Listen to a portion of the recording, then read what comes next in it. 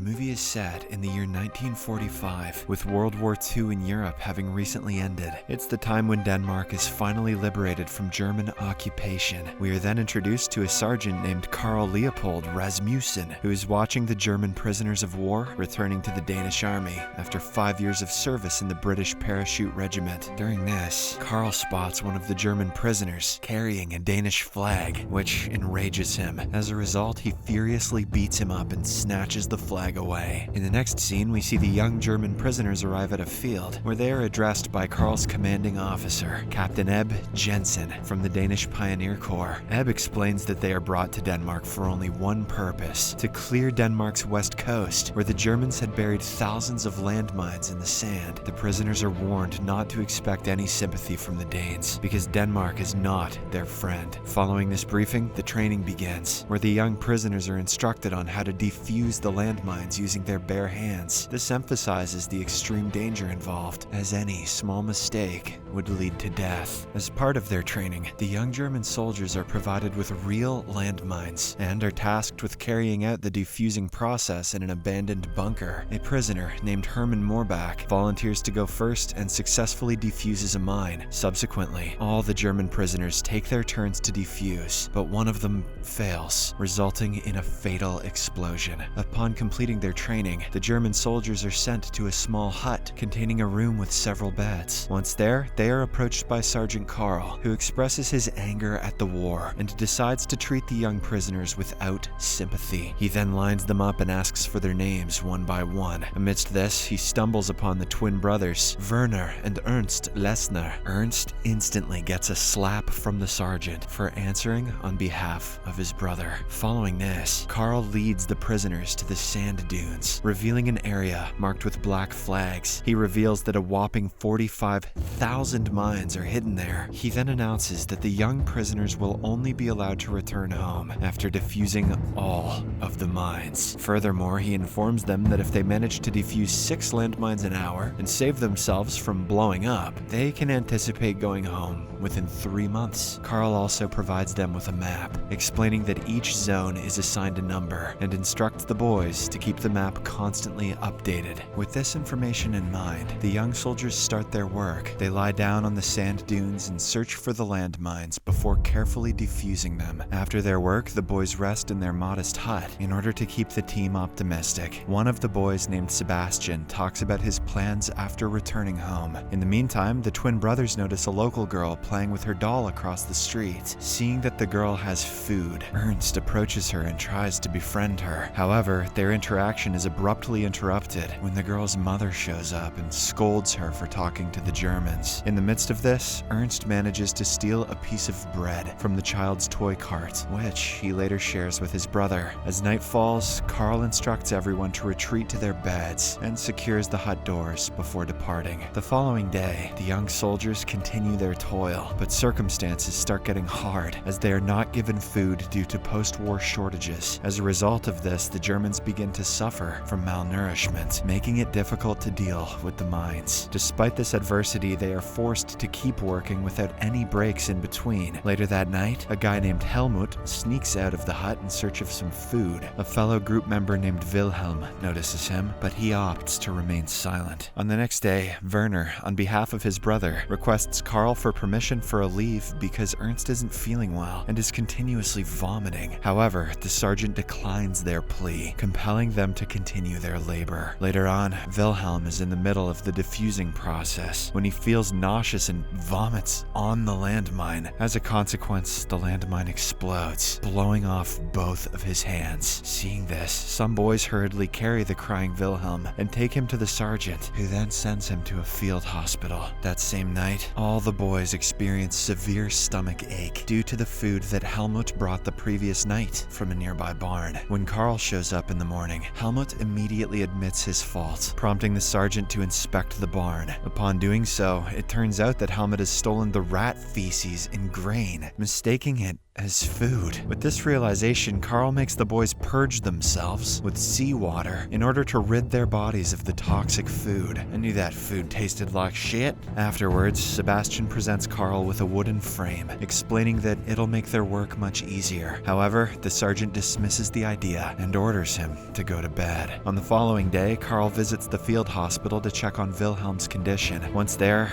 a nurse sadly informs him that Wilhelm has succumbed to his injuries. This news saddens the sergeant, and he feels bad for the German boys. After this, he goes to their base camp and steals some food before returning. Upon arriving at the west coast, Carl begins to treat his charges more kindly. He wakes up the boys and offers them the food. The boys are finally able to fill up their stomachs after such a long gap. Shortly after, he tells them the good and the bad news. Starting with the good news, he states that he visited the field hospital and lies that Wilhelm is recovering well. However, the bad news is that they are already falling behind schedule with their work, so they now have to defuse 8 landmines an hour to catch up. Back at work, Carl allows the boys to use the wooden frame invented by Sebastian in order to improve their productivity. While the others continue defusing the landmines, Werner, Ernst, and Ludwig carry the defused mines to the grassy field atop a hill. After a whole day of work, the boys return to their hut and rest. During the nighttime, Captain Ebb, who has heard the rumors about Carl stealing food for the boys, brings a group of British soldiers to abuse and torment the Germans. Upon hearing the commotion, Carl walks out and tries to stop the soldiers, citing that they need the boys to wipe out the entire coast. Ebb stops, but he takes the sergeant to have a little chat in private. The captain accuses him of being sympathetic towards the Germans and stealing food for them. Carl claims that he took the food for himself and his dog, not the boys. However, Ebb remains unconvinced and points out that Carl is receiving enough money to afford sufficient food for himself. The next day, during work, Ernst discovers that the landmines are buried one on top of the other. He hurriedly calls out to his twin brother to warn him, but Werner doesn't hear the warning and tragically blows himself up. Terrified, Ernst rushes to find his brother, but he is nowhere to be found. Despite this, he is not ready to accept his brother's death, even after being comforted by the sergeant. Seeing his disturbed state, Carl takes him back to the hut and asks him to take some rest, assuring him that they'll find his brother tomorrow. Afterwards, Carl approaches Sebastian, who is gazing at the sunset. He confides in him that he has not been truthful with the boys and that Wilhelm has passed away. In response, Sebastian reveals that he's already aware of this. He also says that what Carl did was understandable, as he did not want the boys to lose hope.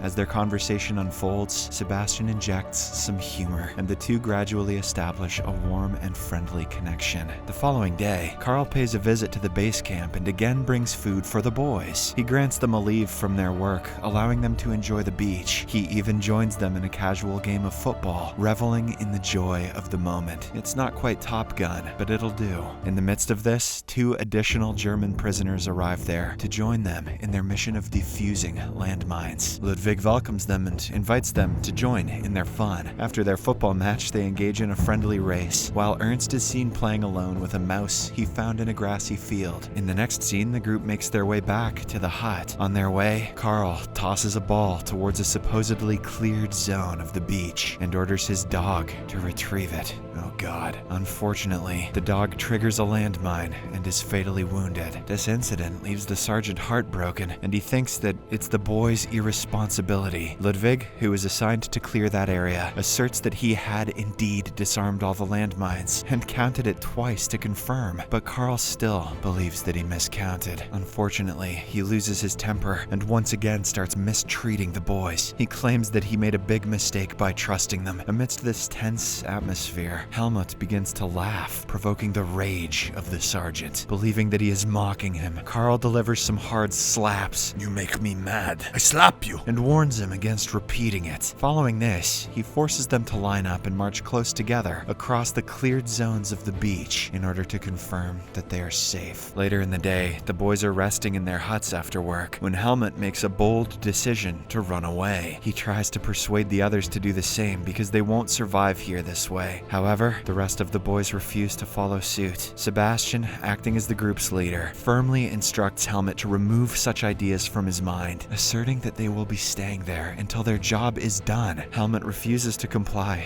and decides to leave alone. Faced with no other option, Sebastian and his comrades comrade's restraint helmet in his bed and place a ball in his mouth to keep him quiet. A short while later, the local little girl's mother comes running into the hut and pleads for the boy's help to save her daughter. The boys promptly follow the woman to the restricted area on the beach, where they find the girl playing. Meanwhile, Carl arrives at the hut and discovers only Ernst. After inquiring about the whereabouts of the other boys, the sergeant proceeds towards the beach, where he finds the boys helping the local woman in her daughter's rescue. A few moments later, Ernst arrives at the scene and walks towards the girl without thinking of the mines. He calms the girl by engaging in a playful interaction, while Sebastian clears a path for her safe rescue. Eventually, Sebastian reaches the girl, and Ernst passes her over to him. However, Ernst refuses to go back and instead walks forward through the uncleared field. Because of this, he meets the same tragic fate as his twin brother. Wait, why did he do that? Witnessing this, Carl becomes emotional and starts treating the boys kindly again. All it takes to make him kind is a little death. He later approaches the grieving Sebastian and reassures him that they will soon be able to go home. He also says that the group needs Sebastian, so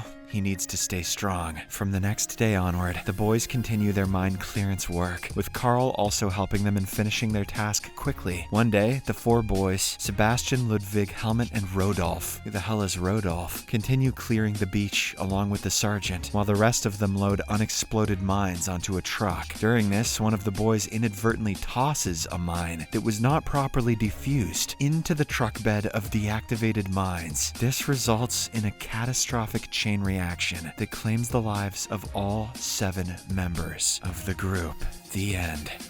Oh my god. Witnessing this tragic event, Carl and the 4 surviving boys rush to the site of the explosion, but find no trace of their comrades. This devastating incident leaves the survivors deeply traumatized. In the next scene, Carl fulfills his promise and sends the remaining boys home in a truck, after successfully clearing all the landmines. After this, the sergeant returns to the base camp to speak with Ebb. Much to his shock, Ebb tells him that he has sent the 4 German boys to another minefield to join another group of Germans to defuse more landmines. This new field presents even greater risks, as they lack a map, and there are a daunting 72,000 mines to be defused. Enraged by this revelation, Carl asks Ebb to allow the 4 boys to return home, as he had already promised them. However, the captain shows no sympathy, and claims that all the Germans must stay until all the mines are cleared. Fueled by anger and determination, Carl decides to defy orders and drives towards the new minefield. He retrieves the 4 boys and drives them towards the German border. Once they are 500 meters away from the border, Carl instructs the boys to run away. The movie ends with the sergeant watching the boys run to their freedom.